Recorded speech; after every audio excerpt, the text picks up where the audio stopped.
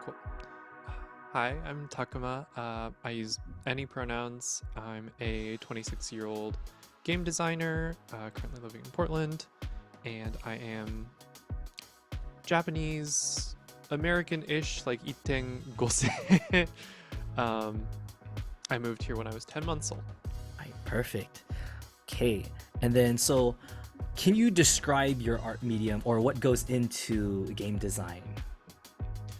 So I make tabletop role-playing games, which are, games that you use different mechanics, dice, role play to tell a story with your friends at a table or online.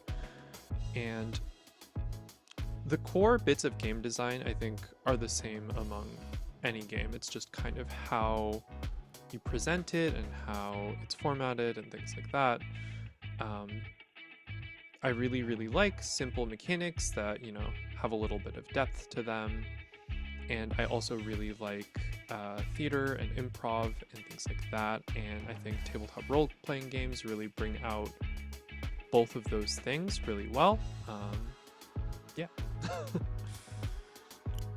This is a quick aside, not on my list of things here or list of questions here, but I was so curious about like how you come up with the tabletop games because I'm more familiar with video gaming because I just played since I was like a little kid with the Nintendo, but I was always curious on like what kind of like how you think of certain mechanics. It's a lot of role playing if I'm role playing game type of scenarios if I'm not mistaken, correct? Yeah. So I really like specific games. I really like games that are really small in scope.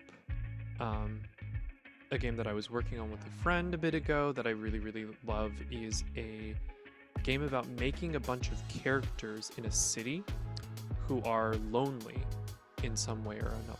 And you don't come up with very much about them to begin with. You just come up with their name and a detail and pronouns. And the way you get to know these characters and the way you build more about them and build more about the city is you do scenes where you grab two of them at random or, pair two of them up that you want to see, and you do a really quick scene of them where they're like about to like meet and like talk and have a connection, but the city and like life gets in the way and they get pulled apart. And you keep doing this and you do kind of like a tournament bracket until you get to the end. And those two that make it all the way to the end that everyone at the table is really invested in, they get to finally like connect. And a lot of things can be turned into mechanics, and a lot of mechanics have a very specific feel. Like flipping a coin, right? Like it makes you think of luck, and it feels really good to flip a coin and catch it, and like there's suspense before you see what's like about to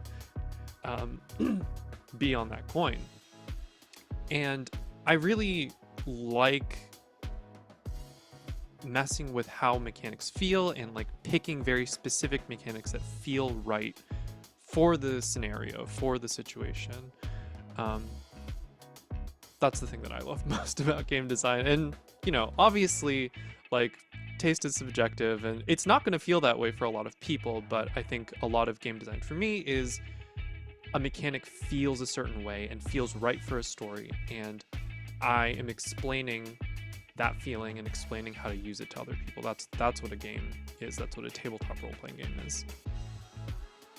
Oh, I see. Yeah, that actually is kind of crazy because it sounds like it's literally like interactive storytelling in a sense, Mm-hmm. right? Yeah, no, for sure.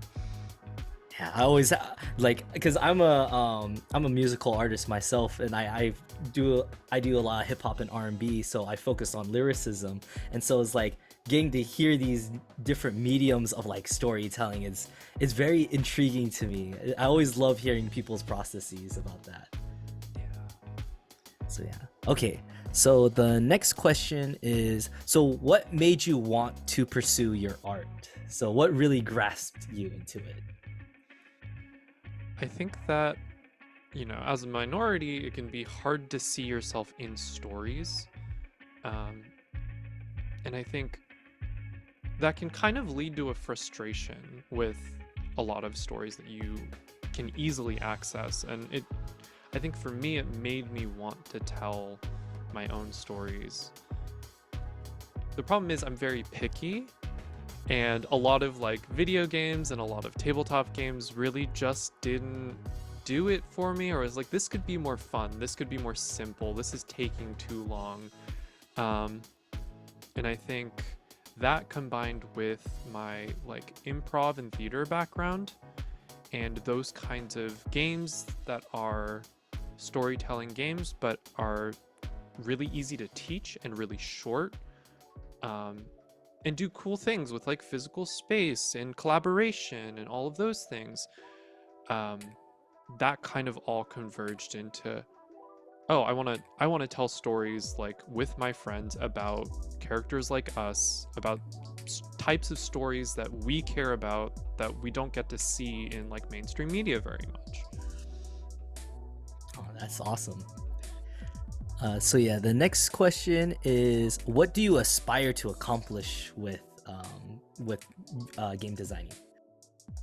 I think the thing that I keep coming back to is playability. I really love when a game makes it easy to come up with things, makes it easy to play my character, makes it easy to come up with like dialogue. I'm actually someone who struggles to come up with, what would my character say? How would they say it?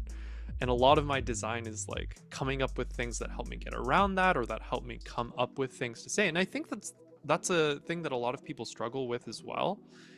Especially a lot of people who haven't played a tabletop game before, and maybe they've only heard of Dungeons and Dragons, and they're like, oh, I have to like be in character and do this whole like big speech, like a hero speech, and those kinds of things. And one of my proudest things is when like a parent will tell me that, oh yeah, my 7-year-old kid loved playing your game and like came up with this really cool story, like this space adventure with it. That makes me really happy. Like I just want to be able to keep doing that with like all kinds of stories. Wow, that's amazing. Okay, next question is, where do you draw inspiration from? I know you touched a little bit on it from your Nikkei background, but can you elaborate more on that? Yeah. I really like just exploring and seeing new places, and doing new things as much as possible.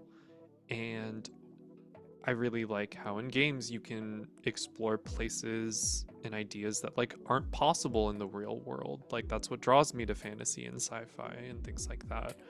And I'm drawing on like the sensations of exploring places in the real world.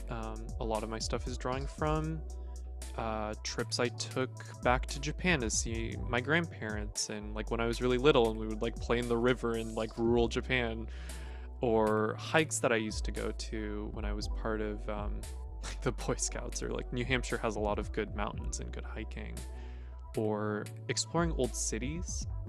We took like a school music trip to Italy at one point, and my favorite part of the trip was when we were in Venice and they were like, you have like 3 or 4 hours to just go do whatever, just kind of walk around. And my friends and I just got lost in like the back alleys and stuff for a while.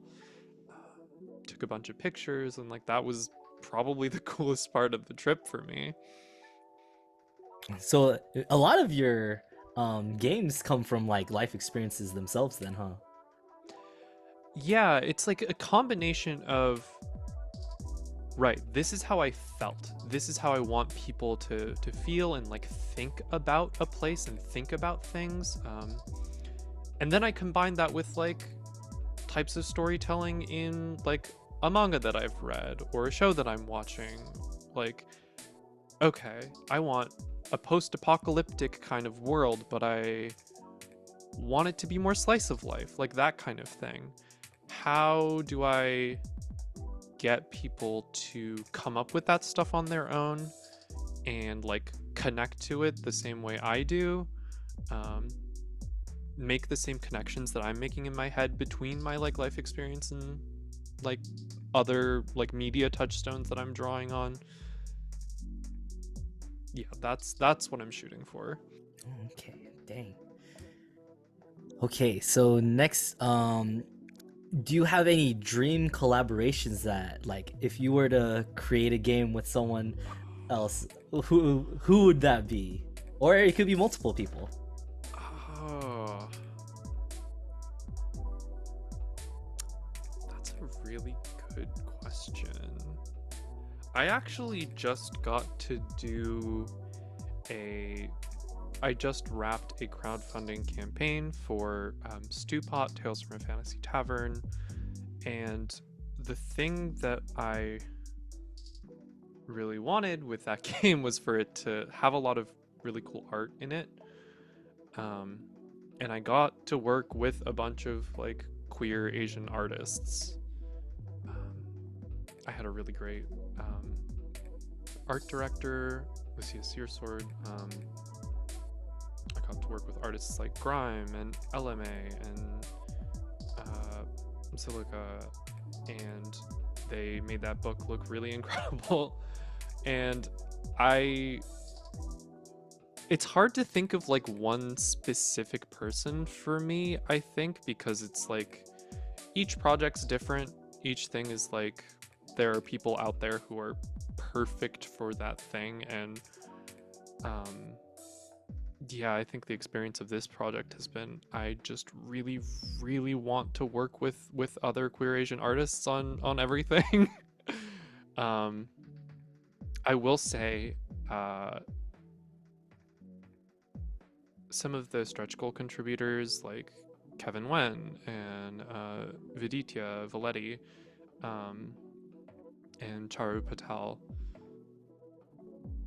I would like to work with more game designers as well. I've gotten to work with artists. I haven't so much gotten to work with other designers as much, and it's a thing I'd like to get better at and a thing I'd like to do more. All right.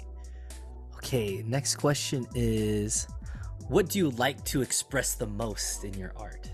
Like, is any specific feelings or emotions, or like kind of trigger more certain memories? I think jumping back to that previous answer, right? Like exploration, and also like the sense of like belonging.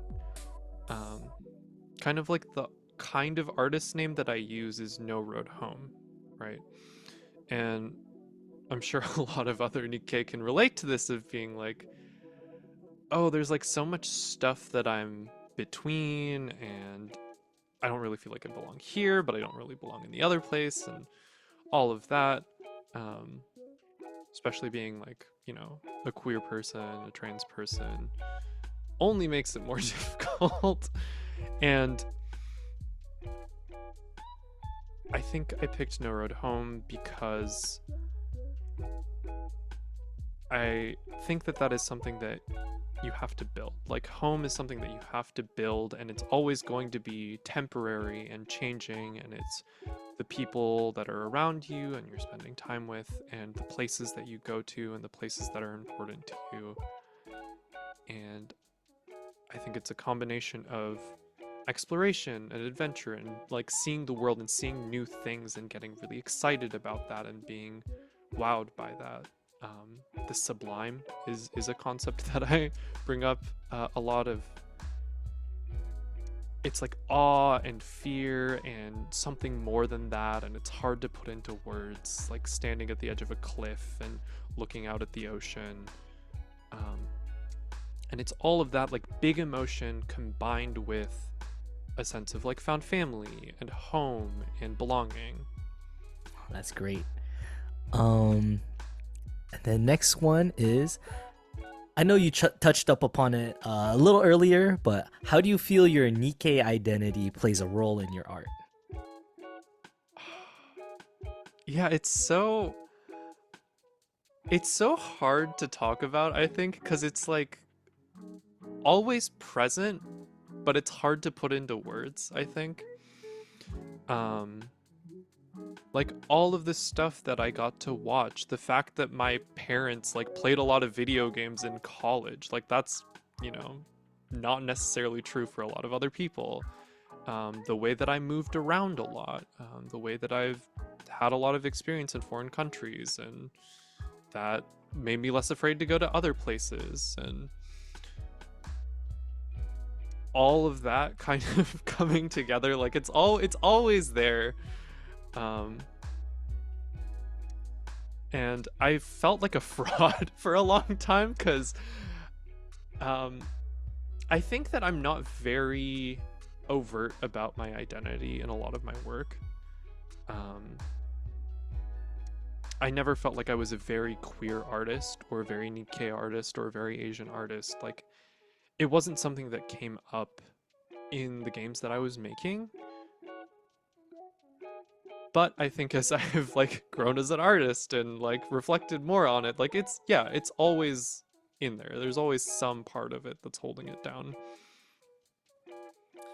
Yeah, and going off that, I do relate to you in the fact that being Nikkei is that weird, like it's not like you don't always go up to someone like, oh, I'm Japanese, I'm Japanese American. It's like you don't express it in certain ways, you just feel it. It's very unique.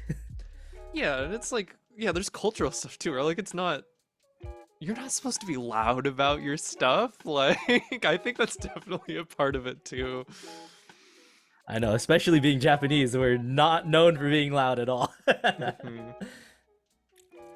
All right. Okay, and the last question. So, when folks play your games, what thoughts or feelings do you like players to have when they're going through or experiencing the games that you've created? I think I want most of all for people to think about their everyday lives and think about what makes that magical. Think about moments that really stuck with you that were maybe really ordinary, but have stuck with you for a really long time, or places that you went that maybe weren't the most exciting, like maybe just a short day trip around where you live, but the memories that you made there with your friends like made that one of the best trips that you've ever gone on. Like, I want people to bring that sense of like home and exploration and put it in their games and into the stories that they're telling in places that are completely different from where they're living, or places that could never exist really, and kind of connect, oh, this is who I am as a person, this is where I'm from, this is the kind of place I live in, to the stories that you're telling. Yeah, because like I said earlier, it feels like tabletop like RPGs are just such a unique way to like experience like different types of stories, and like because it's like, to me, that perfect middle ground of like reading a book and playing a video game. It's like, because it has that natural feel, but it's interactive. Yeah, it's this, I wanted more freedom than I had in video games. I really like reading. I've been getting back into reading finally in the past like year and a half. And it's really important for me because a lot of what I do is writing and taking in words. But I think I like the messy improv nature of just telling a story with your friends a lot, where it's like, what I say doesn't have to be perfect. It just has to make sense to my friends, and I want to share it with them, and it doesn't have to be perfect, it doesn't have to be polished, and we can just make this little thing together for us. I really loved your answers. They're very, like, for lack of better words, like poignant. Like it felt like they were very deep answers that's like I don't know, it like the kind of stuff that hits your soul. Thank you. But yeah, so yeah, okay, let me